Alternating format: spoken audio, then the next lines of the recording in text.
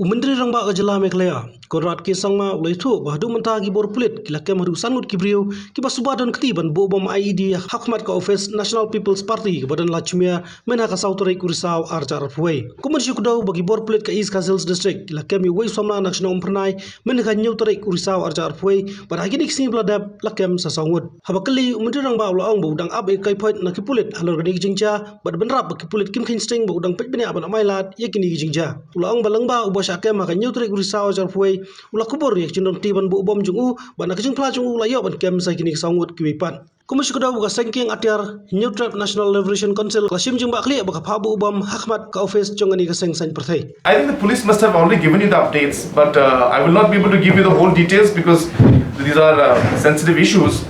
But total 5 arrests have been made. Apart from the individual who actually placed the bomb outside, he has already been caught and he has already testified.